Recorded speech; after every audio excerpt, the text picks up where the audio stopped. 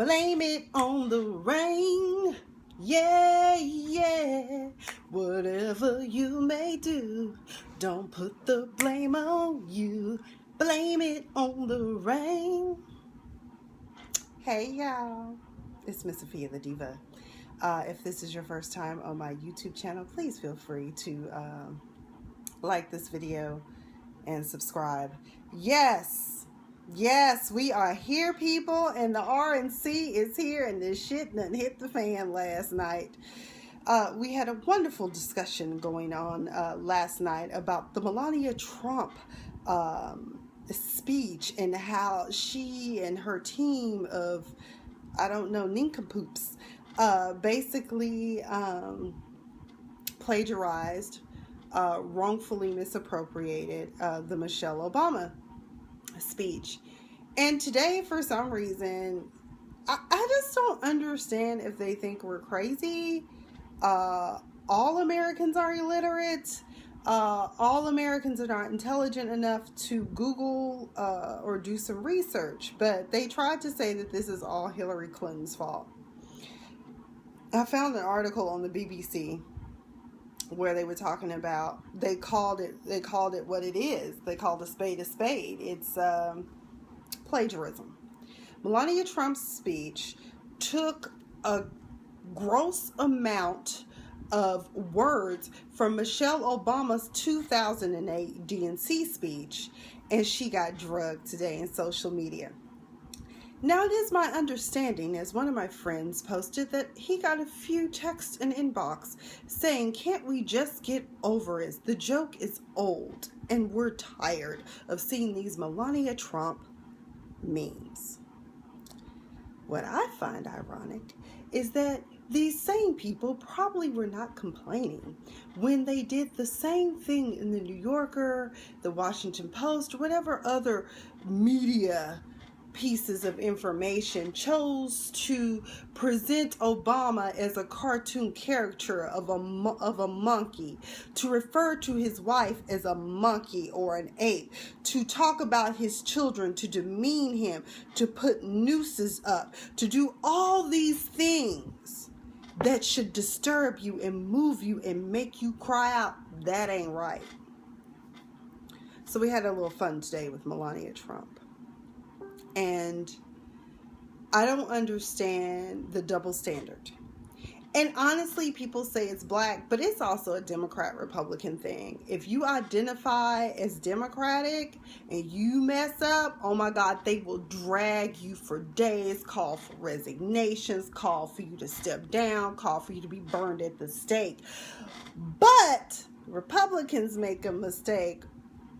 You know, he's been going through a lot.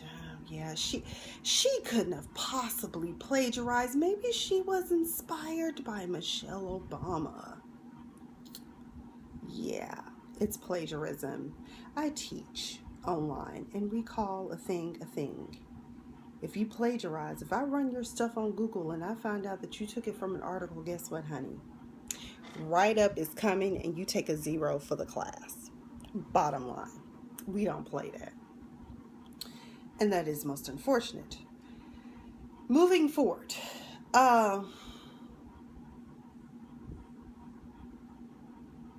Donald Trump Jr. spoke very eloquently tonight.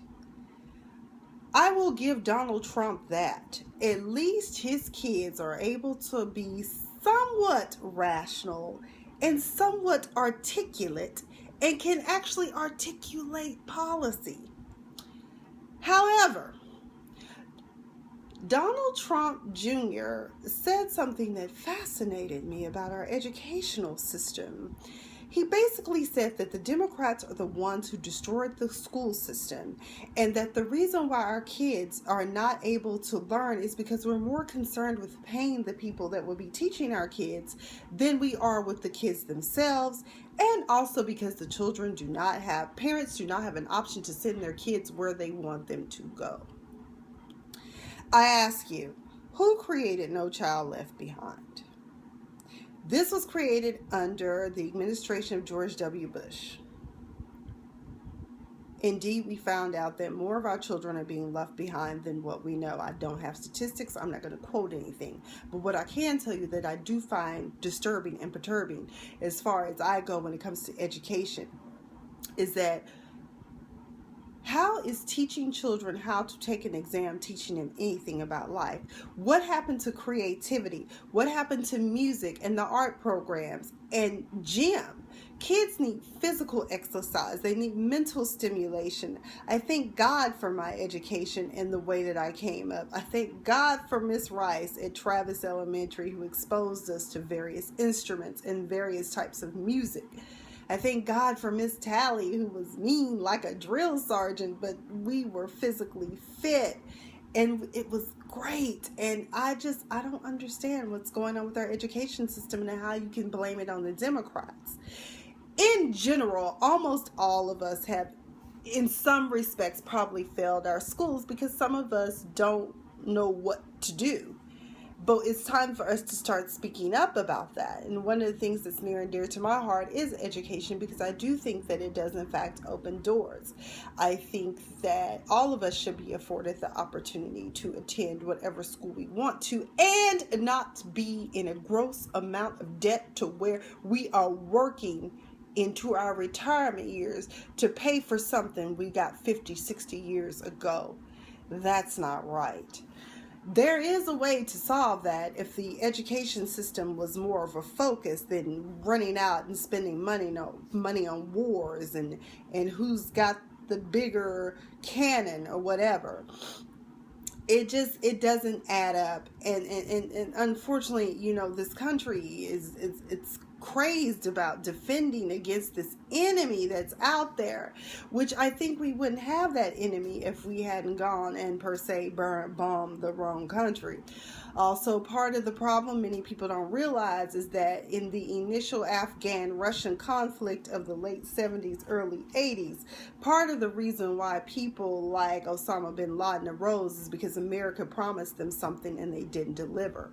Yeah, they helped them defeat the Russians, but then after that, they didn't help them rebuild their country or their land or their schools. And that's what's most unfortunate. And I don't remember the name of the movie, but Tom Hanks played a senator from Texas who was, and I think he died last year or 2 years ago, rest his soul, but he worked very hard to try to make that happen for the Afghanis. And in the end, they laughed at him and told him, did you really think we were going to help them? So America kind of creates these monsters, and it's kind of like throw the rock, hide your hand kind of a thing. And if you do your research, you would know that. What are some highlights from Donald Trump Jr.'s? In some ways, I will say this, Donald Trump's Jr. speech was not per se all Republican, and it was kind of more Democrat, which makes you wonder about that family, because I just learned that Ivanka Trump is not even a registered Republican or Democrat. She's a registered independent. Therefore, she did not even vote for her father in the primaries. What does that tell you? I'm telling y'all, the setup is real. This shit is set up for us to slot in Hillary Clinton. No problem. She wins. Close out everybody else, and let's get this handled. What I did find interesting is the Speaker of the House, Paul Ryan, weighed in. And you could tell that he was fighting with every ounce of his body to try to figure out, how can I twist this to make the Democrats look bad and make Donald Trump look good, or at least make me look good, because I don't want Donald Trump either. I have made no mistakes about the fact that I don't like the man and I don't agree with his policies. So he tried to do what the Queens would call a read. He said essentially that the Democrats have is trying to give us another term of President Obama, a third term, by giving us a Clinton.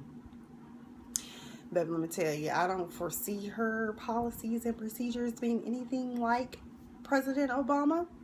And speaking of which, I just wanted to speak on this real quick, because I had a conversation probably about a week ago with a girlfriend, speaking of President Obama, and I've heard this before. Black America has taken issue with President Obama on the sense that he has done nothing for black people. And I say this because it disturbs me, because I'm like, we are the United States of America. President Obama is president of the United States. while he can do a few things. Okay, wait a minute. I had a connection problem right there.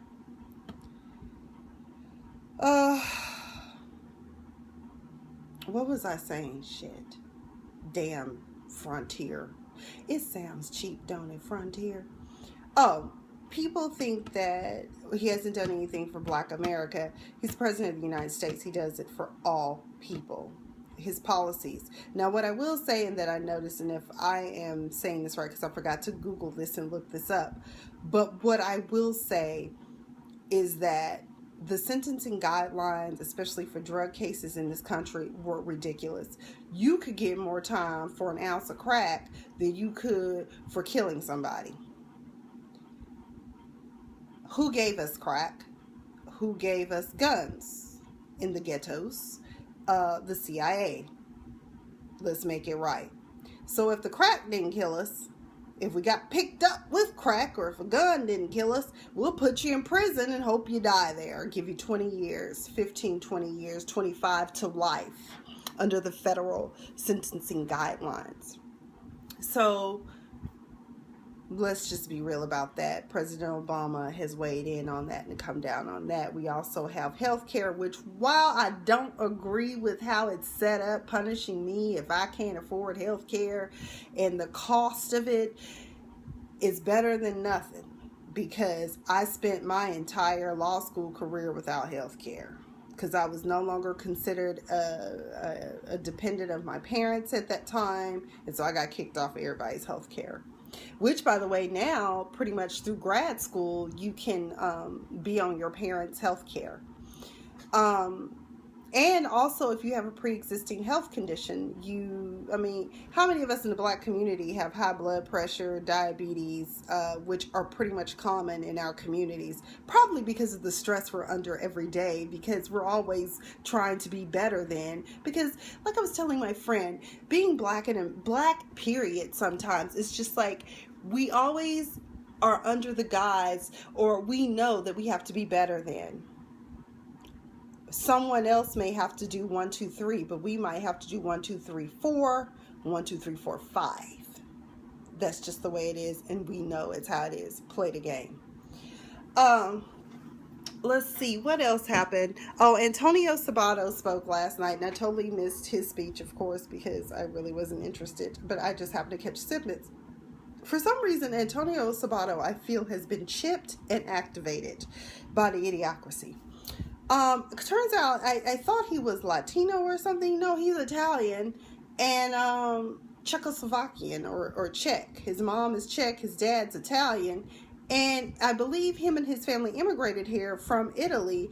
And he continues to say that I do not believe that President Obama is Christian. He is Muslim, and I also believe that he is not with us. He is with the other guys, the bad guys. What I need for you to do is go get in the corner with Tyson Beckford, and y'all go strike a pose and be quiet. Don't say nothing else, Antonio Sabato Jr. Or go read some lines, and maybe this could be part of a movie or a script or something in your imagination. I don't get it. He's American born. Get over it. Yes, Monica chipped and activated. Chris, I just happened to be on when I walked in. Teresa, no, I have not seen Tommy Sotomayor's recent video. Yeah, I'll probably use as a topic for next live video. But just think about it, guys. That's pretty much, oh, well, wait a minute. Oh, we got to talk about today's major topics. Apparently Bill Cosby is blind. And somebody wrote it, and I want to say it specifically as they said it, because I was hollering when I read this. And I'm not laughing at the man and his plight, because, like we always try to say, we try to give everybody the benefit of the doubt, because we don't know if he's guilty of all, but we know he's guilty of something. So Bill Cosby is completely blind and trapped in his home. So he's pretty much confined to his home. And someone wrote, so all those years we thought masturbation caused blindness, it was actually rape. Ooh. I said, wow, what she said. So anyway, I know that when we saw him earlier this year, his attorney was, girl, yes, Brandy, yes, yes, he is blind.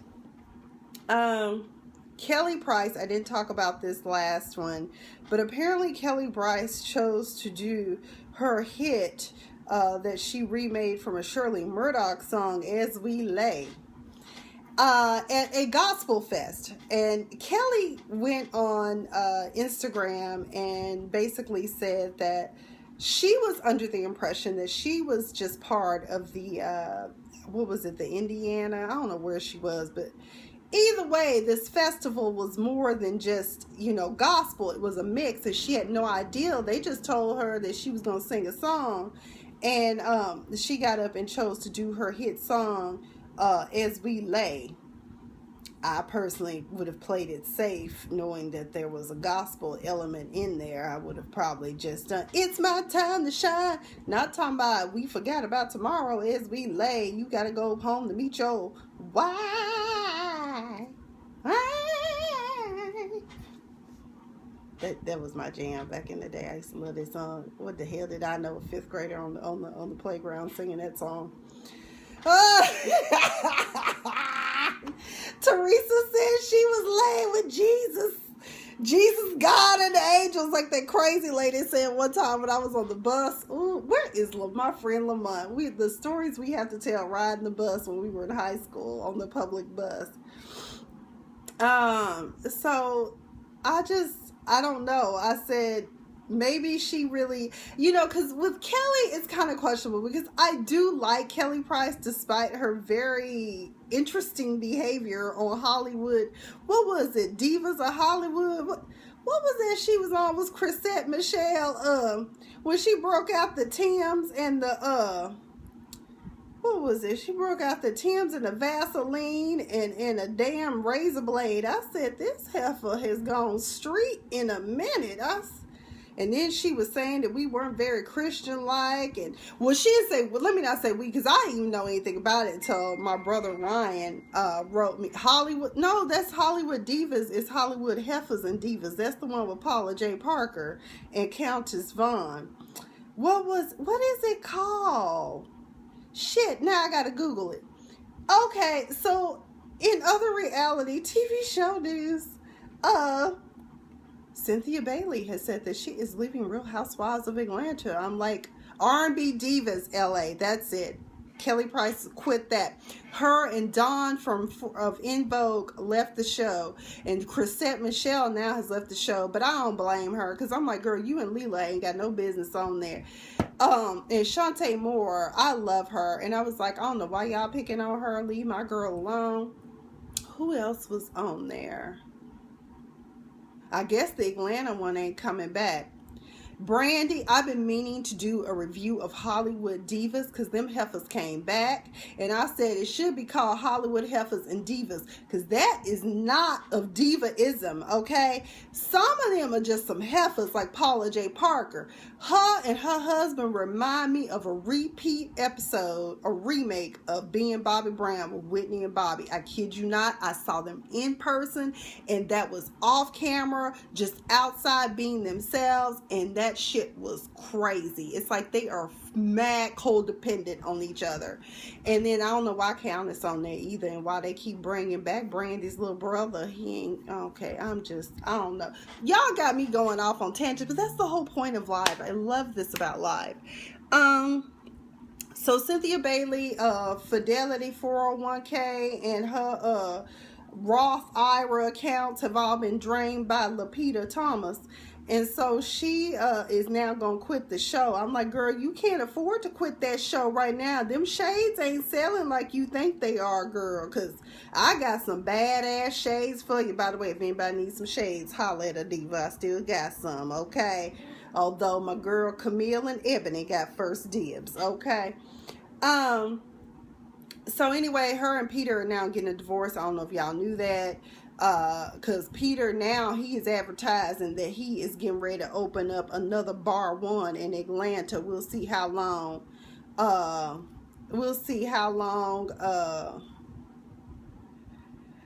We'll see how long that stays open until it gets foreclosed on or the city come in for some code violation shit. That's what happened to his last establishment. Uh, let's see. Hershey's cost way too much. They really do. They really do, especially for what they are. I could still walk into Nordstrom Rack probably and get them cheaper. But you know what? She need her money, Teresa, because girl, Peter done took everything. When Phaedra bust out and said they had 25 pending lawsuits in Cobb, between Cobb and what is that, Fullerton County? Is that Fullerton? Yeah, Cobb and Fullerton County. That was comprises. That ain't good. You done open and close that many businesses because we were still waiting on the cigar bar and coffee shop. Because y'all know I'm trying to get to Atlanta anyway. If anybody got a hook up on the job down there, holler at the DIVA. And it needs to be paying me some six figures. I got student loans to pay because you know I can't file bankruptcy on this shit. I'm just saying. I'm kidding. I'm responsible for my education. I just not making enough money to pay for my education that I done got from like 10 years ago before. So we talked about Kelly Price. I want to give it we must have a moment of silence real quick for one of the great creators of television and even some of our great movies. Let's just, give it up for Gary Marshall. Rest in peace. Gary Marshall gave us Mork and Mindy. He gave us Happy Days. He gave us Laverne and Shirley with his little sister, Penny Marshall. So, rest in peace to him. Amen. Those shows I grew up with, Laverne and Shirley, we're gonna do it in the city, da, da, da. I don't remember all the words. We're gonna make it, but that's a good thing to have. We're gonna make it, doing it our way. Teresa, that's gonna be our song, and Audrey, wherever she is. Brandy, we don't know what we're gonna do with you, girl. I guess you're gonna be our I don't know what you're gonna be in our business. Okay, because my girl Brandy, y'all, this is my homie. This chick, I've never seen anybody read books the way she does, and her wit, she quick with it. Okay, she can read somebody. Okay, and she's also a great medical person to have on hand too. Leslie Jones, let's talk about that real quick, and then I'm gonna log off because this shit pissed me off today. Oh, Brandy gonna be the hype man. Leslie Jones, if you all don't know her, she's been around for a long time. And I know for some people she leaves a bad taste in their mouth who've actually been around her. Me personally, when I met her, she was very nice to me. But as you know, Leslie got her big break, about a year or two ago on Saturday Night Live. Very funny lady, has always been funny. I remember her from Def Comedy Jam and Comic View and and then she was in a couple of movies with like Kevin Hart, Chris Rock. She was in Top 5 with Chris Rock. She was in Family Business with Kevin Hart. I mean, she's been a little bit of everywhere. She's even been on some of the old school movies. I can't think of them right off the bat, but maybe like Strictly Business or something like that. But she's finally come into her own where she's gone really mainstream. And one of her big breaks was in the remake of Ghostbusters. Leslie was on Twitter, and I guess people had created memes about her, which is very common when it comes to black women, especially dark-skinned black women. For some reason, they associate black people with apes and primates and shit. And I'm just like, if that's the case, then all of us are apes. Because if you subscribe to the theory of evolution, we all look like apes then, if that's the fucking case. Okay? Excuse my language. I have to get it raw and real here.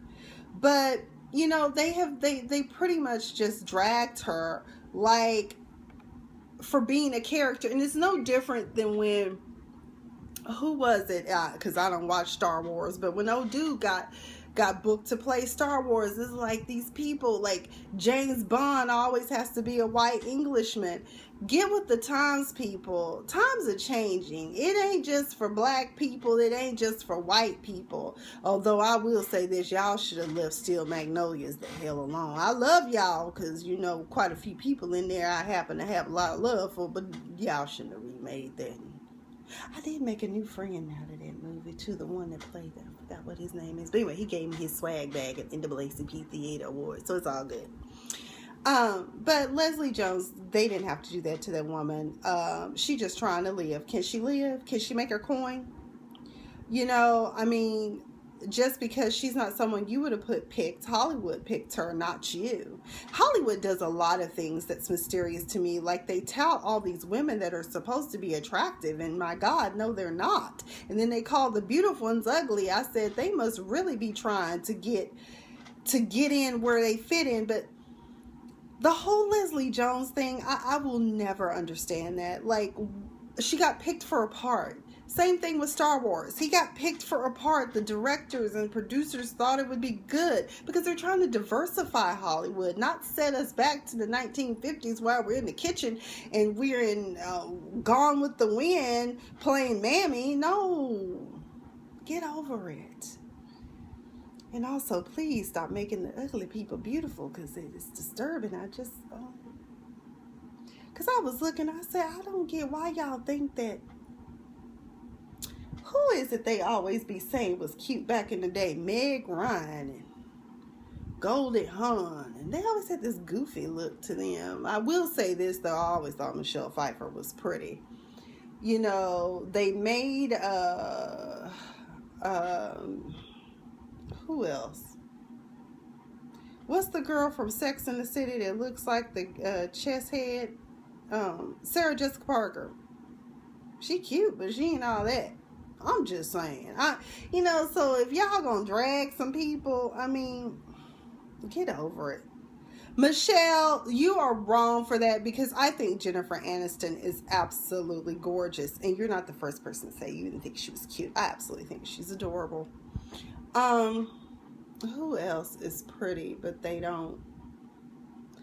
Oh, I guess we should talk real quick about this one before I go. Taylor Swift versus Kanye West and Kim. The Armenians came through this time, boo. Girl, they had receipts on you. And like I said, somebody else had told me that Taylor Swift is not all that sweet because her daddy is an attorney anyways, and he's a little on the, like, aggressive side of things. So, you know, God bless them all. I'm just like, at what point are we going to get over this? Brandy, you know, I've been watching Alex and Justin J and quite a few other YouTube bloggers. So I'm picking up all this YouTube lingo. I'm hoping that blows up my channels, because I'm almost to 100 subscribers. I'm so excited about that. It took so long. Thank you, friends and family, for supporting me in my vlogging, since I haven't done anything with my website. I should be writing right now. I just don't feel like it. Maybe this weekend I'll feel like it. I'll feel like writing about fashion. And Brandy, I'm just going to verbally tell you what you need to do, girl. Alterations are our friends, because I'm little on top and big on bottom. So that's what I have to do. I have this gape action that happens in all my slacks. So I have to go ahead and just go find me a good tailor and get it brought in. Also, Empire waists are good for you, because, you know, you got all this, but it still will flare out. So you don't have to worry about it. Dresses actually are a better choice. Some of my favorite brands that cover these types of sizes will be Eliza J, which you can always find at Nordstrom Rack. I also am a fan of Banana Republic. Now with Banana Republic, you have to be careful, because Banana Republic likes to line their things sometimes. And then sometimes that you almost pretty much have to go and get it cut out. H&M is also good. Calvin Klein is also another one of my favorite brands that I like for dresses, especially if you're over 5'6", 5'7". Calvin Klein makes great dresses for all sizes if you are standing over 5'7" and you need like a long dress or even just a dress period. But and Banana Republic is for everyone. Someone told me, I thought it was just for white people. I'm just like, oh my God, we need to help you. Go to the clearance rack. It's cheaper than J. Crew, way cheaper. I've gone into Banana Republic and gotten some fabulous finds. Recently, I got like $100 sweater, well, $136 sweater. I paid $18 for it. So there you go. But Calvin Klein, Eliza J, Diane von Furstenberg, if you can get it off the rack without paying the astronomical price at Nordstrom Rack, I suggest everyone get into her because them wrap dresses are everything. But anyways, that's all I've got. This video has gone way longer than what I wanted to. Let me give my shout outs here at the end of the video to those of you who I showed that joined this live video.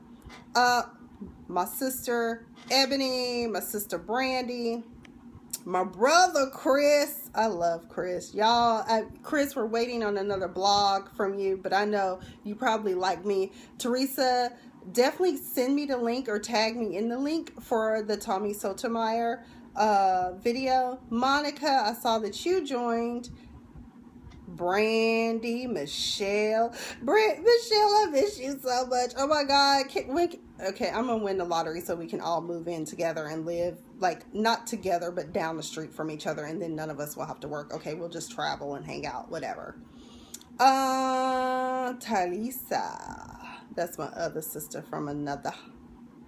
Brandy, Kanique. If y'all don't know who Kanique Sky is, y'all need to go Google her. The sister is doing the damn thing, okay? She writes the most interesting, entertaining, engaging plays. I enjoy them. Maybe one day she'll put me in one. I can be the comedic relief. And let's see who else. That's it. Robin, I think I saw Robin on here too. Yeah, there he goes, Robin. She said, I love the word heifer. I used to call my daughter that when she said, Mommy, I'm not a baby cow. Robin, you were not calling your daughter oh, Lord. My friend Megan would totally cringe at that. Do she need vocalists in her play? She probably do.